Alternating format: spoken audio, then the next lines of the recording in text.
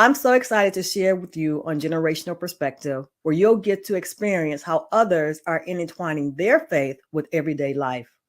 One wonderful guest that we have today is Dr. Yvonne Moore, who is a board certified OBGYN, and we are blessed to have her here to share her journey with Christ. Dr. Moore has been quoted as saying that her close personal relationship with God has transformed her from a doctor who happens to be a Christian into a Christian who just happens to be a doctor. So I'm Lisa Keeton, your host, and we want to welcome Dr. Moore. So, Thank hey, you. you're Thank you for having welcome. me. Thank you for having me. So, how are you today? I'm doing well. I walked 5.5 miles this morning with a friend and got to experience the Memphis humidity. It is something fierce. It is fierce. It's in the 90s here already Yeah. today. So Yeah. yes, it's very hot, and I'm in Florida, so yes, it's hot. But you are doing great. With your exercise, with running and keeping in shape. I'm like, Lord, please, at her age, let me be like that. Even though I Yes, don't it's like okay if running. you tell them at what age we're talking about because I turned 70 this year and I am so blessed and so committed to being the poster girl for active aging. So Wow. that is a part of who I am these days, trying to set the example, be that Titus 2 woman who sets the example for younger women. That is wonderful. That is wonderful. Let me just say that, and I'll be praying for you. But let's start a little earlier because now we start at the end. So let's go back to the beginning. And so I know you were raised by your grandmother, who you called my dear, Yeah. which is beautiful. And He was the then, original Medea. which is great. But then your grandmother, because she had to work, she left you with your cousin, who was Sister Addie Boswell. Yes, And she's the one that really introduced you to Christ and your walk with Christ. And absolutely. so even though your grandmother had to work, she knew where to put you Exactly. to get that Exactly. foundation.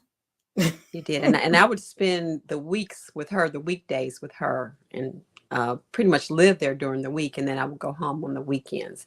And she was a very, very devout member of the Church of God in Christ, or Kojic, which kind of had his headquarters here in Memphis. So I got introduced to that at a very early age, and she had all of us. She had a in-home daycare is basically what it was, preschool. And at 4, I could recite the books of the Bible, and that became like a parlor trick that they trot me out and say, recite the books of the Bible, Pookie. And so that was my claim to fame as a child. And that's great because at least you had the names. I'm sure she taught you some principles, and She she did. pretty much set that foundation that you had. So in later years, you will be able to come back. So Yes. that is great. So we're gonna jump a little bit because I know you went through a lot of trials and tribulations in school and stuff like that, and everything has worked out for you, Mm-hmm. you know, over the years, which is God, His hand intertwining throughout your life. But one of the things that I loved is when you got to your early 20s and you started on your mid journey. And I think a lot of times in life, because when we come from those backgrounds that are Mm-hmm. sheltered or we're kept hidden away from a lot of, or not exposed to a lot of things in life, Mm-hmm. we can kind of get out there and Yeah. do our own thing, even though we had that foundation in Christ. So, can you tell us a little bit about your journey then? It was really important for me to include that in the book because I know I come in contact with so many young people that are out there just Hmm. Hmm. trying to do what I call the sin sampler. And I kind of wanted people to know that you can have that experience as a young adult where I want a little bit of that sin over there. And let me try that one. Let me see if I can do a little bit. Can I have a side order of this sin over here? And you just want to be out there and you want to experience what it's like to not have all the restrictions and to do Right. all the things that you didn't get to do in high school. So my college years and some a little bit in my medical school years were spent doing the sin sampler, as I say in the book. I think, you know what? I think we all do the sin sampler. You know what? And even sometimes in our older years, we still sample. in Yeah. some sense. Hopefully we mature as we go, but nobody is ever perfect. And I think that's one of the things that people need to know, that even though you love the Lord, we're not perfect either. And we still have desires, we still have wishes that maybe not so much his desires and wishes for us. But you know what? He loves us, and we can always come back to him and and repent and say, Lord, you know what? Help me to do better the next time. Yeah. I love Jonathan McReynolds songs where he talks about there's no gray. Hmm. And then in his latest album, he says there is a gray. It's not just black and white. There is a gray, but there's no peace there. Right. And if you have that foundation of a relationship with Christ, you can go out and do the sin sampler, but you don't enjoy it as much. And you and Hmm. you feel that tug on your heart. And Yes. eventually it overtakes you. That is a very true statement. That is a lot of people go through that. You're say for instance, if you're a new Christian and you first come into the relationship with Christ, Mm-hmm. and all these things that you were doing, and then you go back and you retaste them, and you're like, that don't taste the same. That is Mm-hmm. not as much fun. That wasn't, that's not in me like it used to be in me. And Yeah. so that's just Christ walking you out of that and Yeah. making you more Making his. you that new person. Mhm. Mhm. And Yeah. so that's normal. A lot of people think, "Oh, I love Christ. I love this. I love that, and I'm not going to sin anymore." That is not a true statement. No, it's not. All they have to do is read Paul. The good that I want to do, I do not do. Because Yes. you want to be good. You really want to be Yes. good. But that flesh is so strong. That it is very strong, and it's a lifetime fight. It's going to be Absolutely. a lifetime journey. Your relationship with Christ is a lifetime. And so he's going to come in and out and do different things in you. And sometimes it'll be easier to let go. And then Mm-hmm. sometimes it'll be really hard to let go. And so, but he's always there. So Yes, that's he is. good. So tell us, if you don't mind, if you want to be open. I know you shared a lot of stuff in your book, which by the way, her book is giving birth to hope. It's a beautiful 31-day devotional. I truly enjoyed it. Like I said, I found parts of me in the book, with her talking about her dad, when she talked about her relationship with her mom. I know one of the things that you talked about that I had kind of forgot in my life was my uncle touching me inappropriately. Mm-hmm. And I had, it was just, I didn't think anything about it, but I remember going home and telling my mom. Yeah. And my mom said to me, don't tell your dad. And your mom told you not to tell your Don't grandmother. tell your grandmother. Because Right. Don't. And I that's never did. And I never did. And we never really spoke of it again. But I harbored a lot of hurt over her not taking me seriously. mm, And mm, I think a lot of us have that same story. I'm in a couple of different book clubs, and we've read several memoirs of famous people, and it's a recurring theme, this abuse that happens in families mhm. with uncles and grandfathers and cousins, and people look the other way. And Yes. and so many of us have that same story. You look at Oprah has that story. Mhm. Viola Davis has that story. It's a very common story, and it's very hurtful. And it is only by the grace of God that all of us have gotten past that and been able to live successful lives. The one thing I know my mom told me not to say anything to my dad was because she felt that he would go to jail because he Yeah, probably would go and kill my uncle. yeah. And so it was never, he just touched my breast and that was the end of it, and I just never went around him Hmm. anymore. Or when we did go over, because my uncle's, his actual sister was my dad's sister. And that was her husband and stuff like that, so I didn't have to really have a whole lot of contact with him at all. Hmm. And when we all got together as a family, you just made sure you stayed around family and you didn't Hmm. have any personal or private time with them. But yeah, Yeah. it's sad, but I saw that in your book. I saw the relationship with your father in the book, which Yeah. I think we all want to be What? daddy's girls at some Oh, point in time in our absolutely. life. And And I talk in there about growing up watching I grew up in the segregated South, so I can remember segregation. And I thank God that I still have my mental faculties, and that at 70, Mm-hmm. I can talk about living in a world where everybody that I ever saw was Black. Mm-hmm. Everybody. Until I was in about the 7th grade and went to my grandmother had me transferred to an integrated school. Mm-hmm. So my early years were spent in the segregated South, and I had these vivid memories of wanting to be like the little girl, the youngest daughter in Father Knows Best, because Mm. television was the only time that I really saw an intact family unit. And it was a Right. father and a mother and 3 kids, and they all loved each other. And that youngest girl was the apple of her father's eye. And I Right. wanted to be that, even though my parents weren't together. They split when I was 2 years old. But I always wanted to be that daddy's little girl. And he would call and say he was going to come pick me up, and I put all my little clothes in a brown grocery bag and sit on my grandmother's front porch sit on the steps waiting for my dad. And I just remember doing that so many times and he wouldn't show up because Right. he was a weekend drunk. Mm. So it was probably better for me that he didn't show up. True. But I just can remember so many times of doing that. And after a while, I just stopped putting the clothes in the brown paper bag because I knew it wasn't coming. And Right. there was so much disappointment Mm-hmm. and resentment toward him.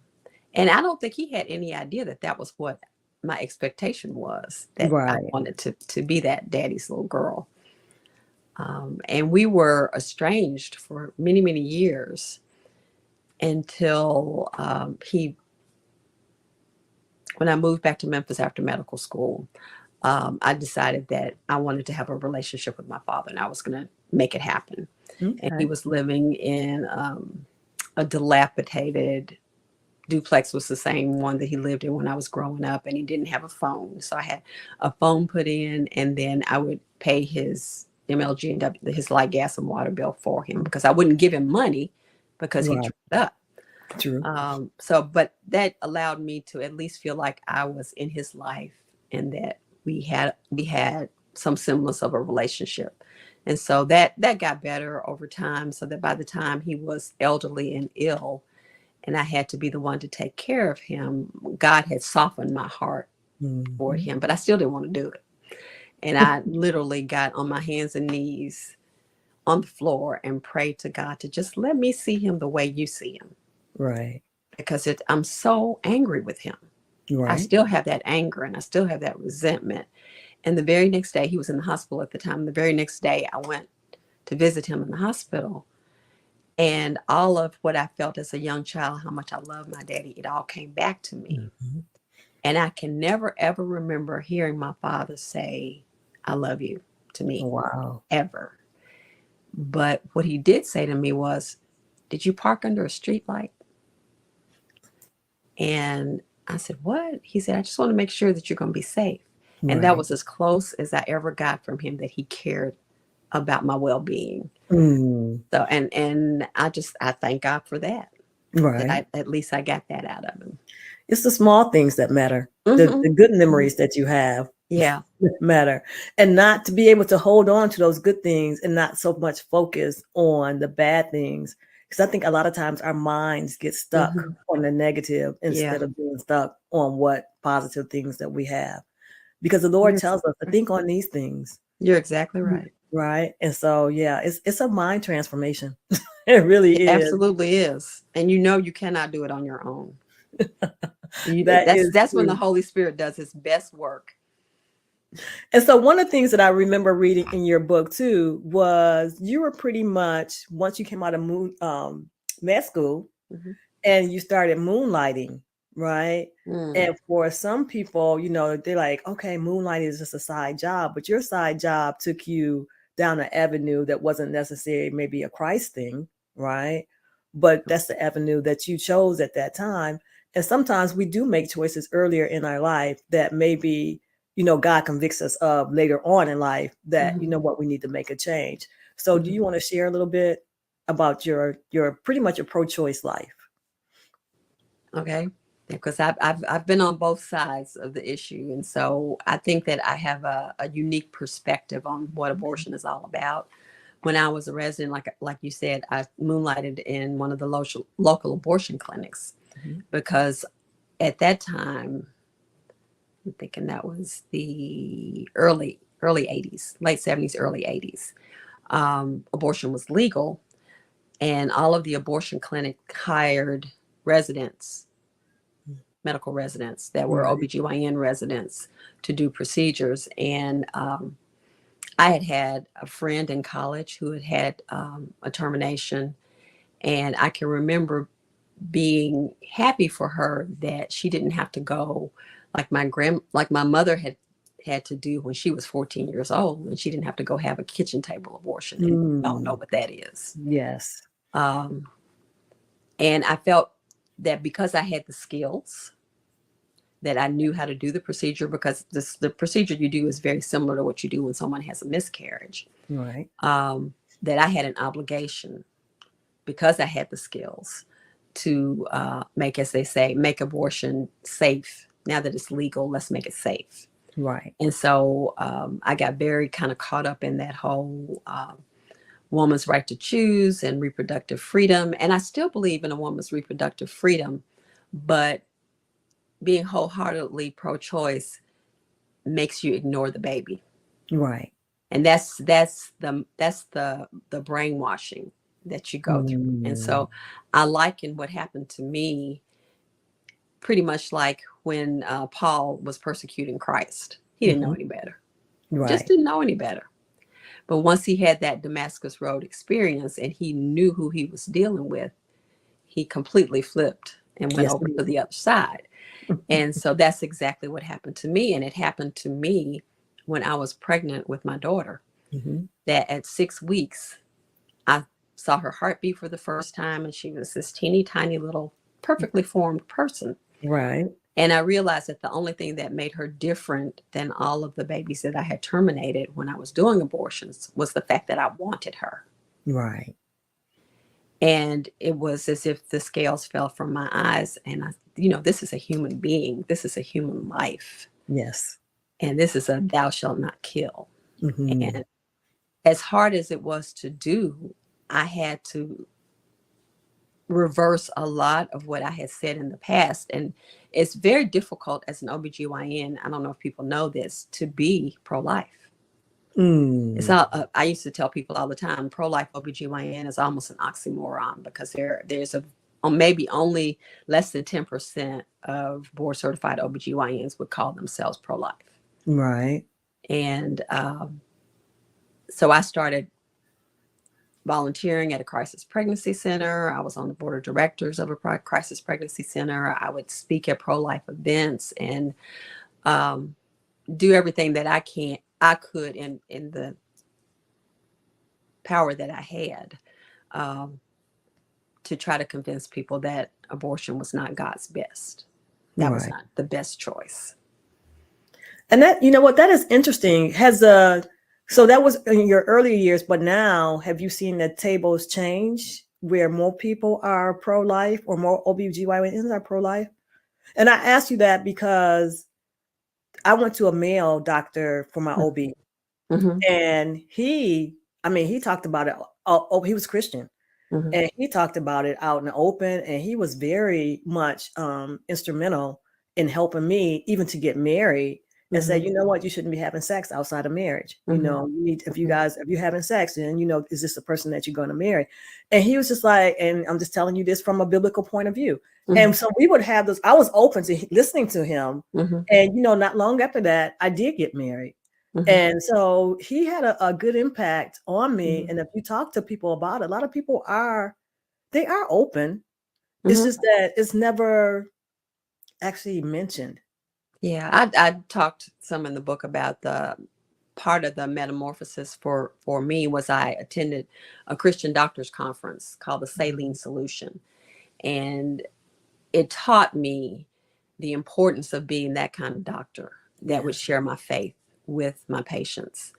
And yes, there are many people that are members of what we call the Christian, I call it the Christian Doctors Club. It's a Christian Medical and Dental Association. But that's a small percentage. And Oh, it wow. depends on what part of the country you're talking about. I live in the Bible Belt, so I'm Mhm. sure I see more Christian doctors wearing their faith on their sleeve than you might see in other places. That's But interesting. yeah, Yeah, that is interesting. And but so, I think that there's a lot of confusion because and what has really made it difficult to be an African American woman who is pro-life is that people assume if you're pro-life that you're Republican, which I am not, that you're a Trump supporter, which I am not. right. Um, and so I joined an organization called Democrats for Life because there are people in the Democratic Party who are very Yeah. strongly pro-life. Yes. And because of the lobbying that goes on, we're able to get some things done. But the overwhelming majority of Democrats are pro-choice, Choice. and we Yes. know that. And we know that.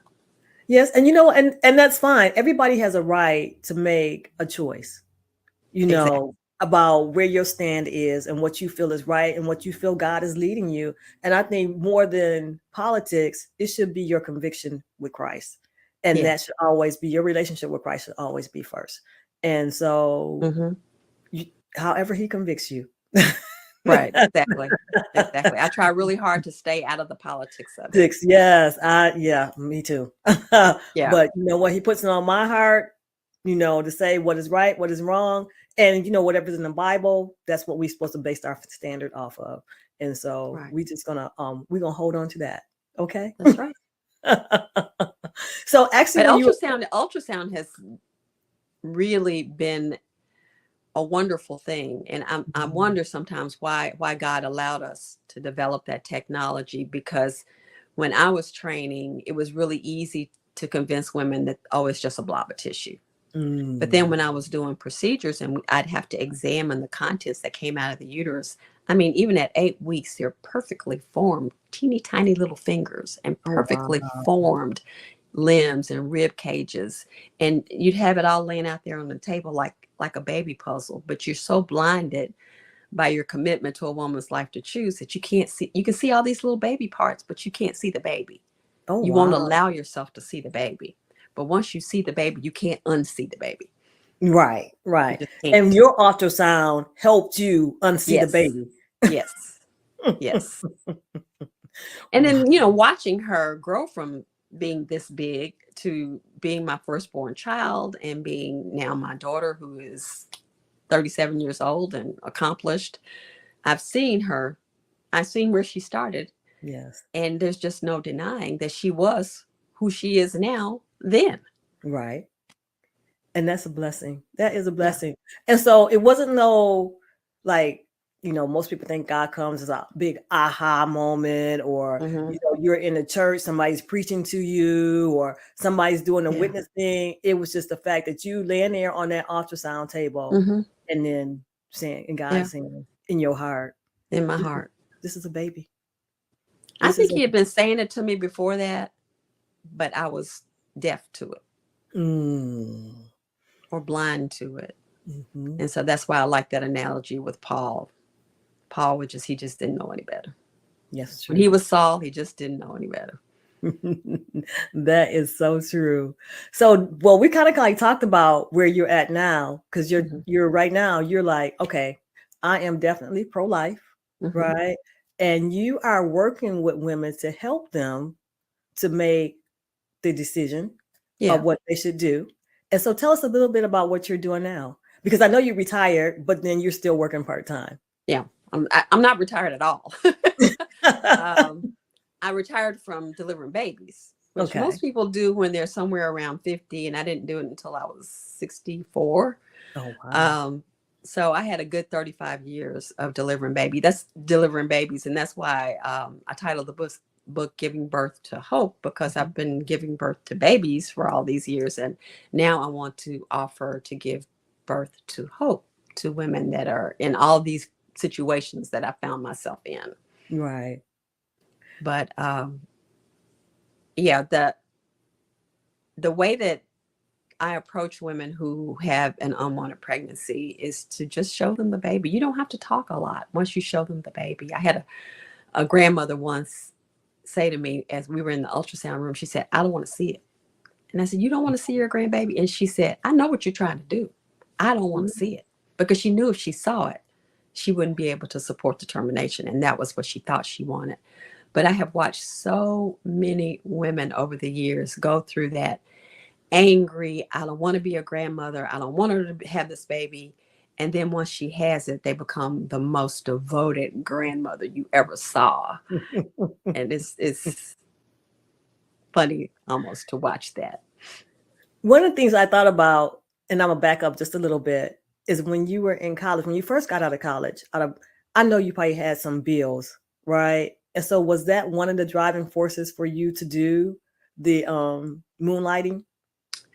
Yeah, a lot of the residents that I work with refused to do abortions. And I Okay. just couldn't understand because that they couldn't make the kind of money working in emergency rooms that we were making doing abortions.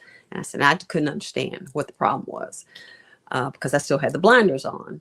But you make so little money as a resident during the time that you're because you're a doctor in training and you get a stipend and you get just enough to live on. And you have to understand that your colleagues that you went to college with they've started their lives, their careers, their families, and you're still stuck here in this low paying job for Right. 4 to 6 years.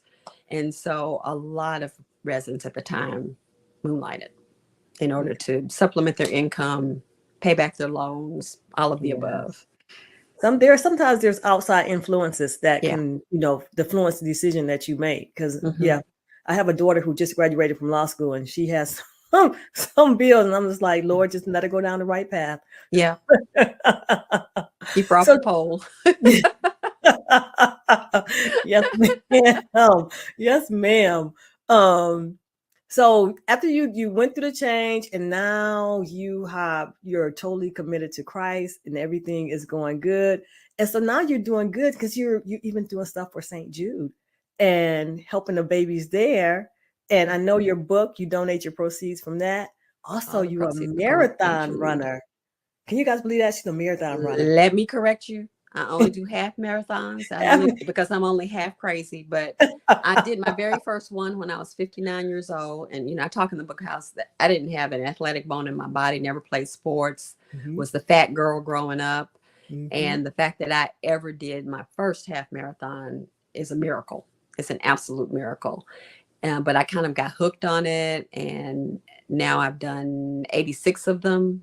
I've done one in every state. I've done one in Puerto Rico, Canada, DC. It's just been quite the adventure. But every year for the last, this will be my 11th year, I have run the St. Jude Half Marathon. That's what they call a St. Jude Hero.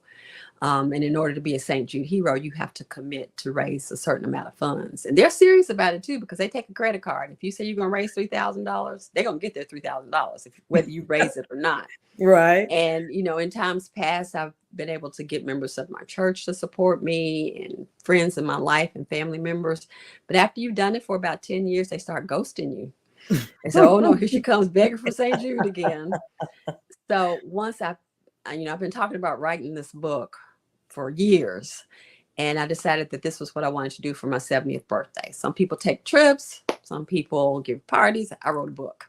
And I didn't write it though to make money. I wrote it to help people. And so I thought this is better than selling chicken dinners. This will be a great fundraiser because the person who's contributing will get something in return. I hope that they will be blessed by it. True.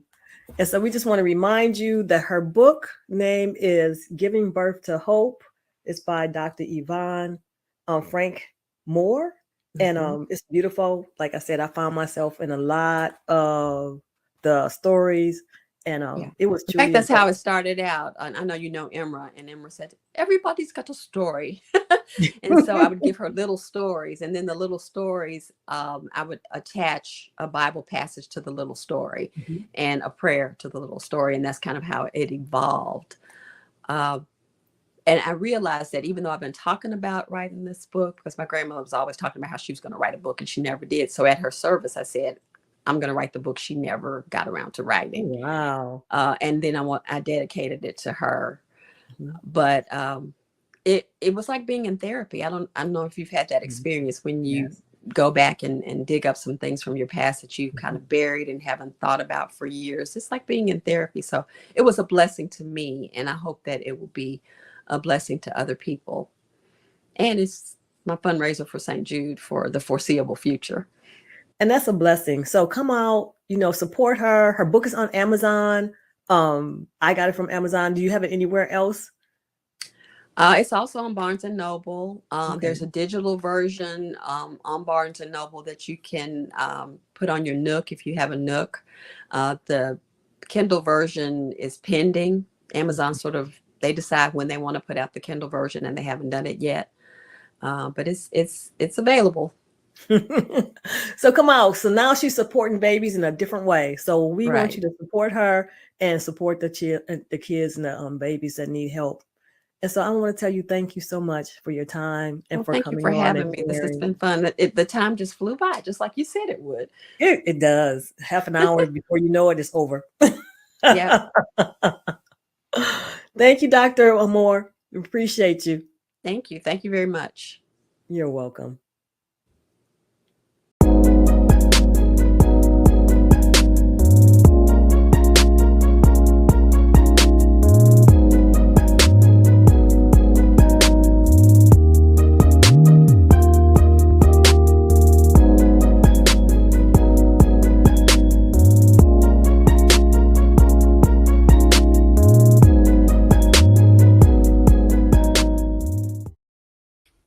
Hey, everybody. So it was truly, truly a blessing being able to interview Dr. Moore. She is just a wonderful person with a wonderful spirit.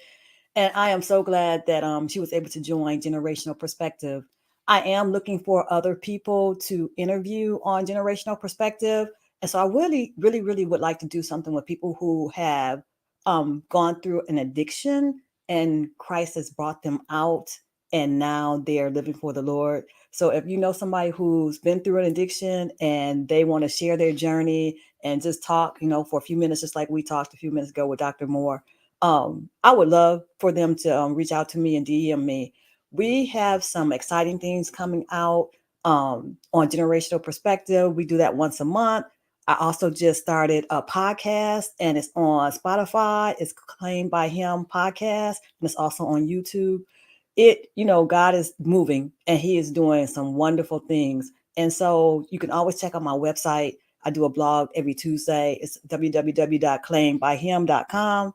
And it's just been a wonderful journey with Christ. And I'm sure that you've had just as good of a journey with Christ as I have.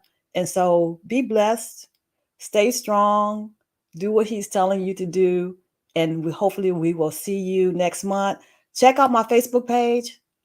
Every day there's something out there that encourage you to support you. Even on Instagram, if you're on Instagram, there's always something that we're doing or talking about that will help you through your day or help encourage you through your walk.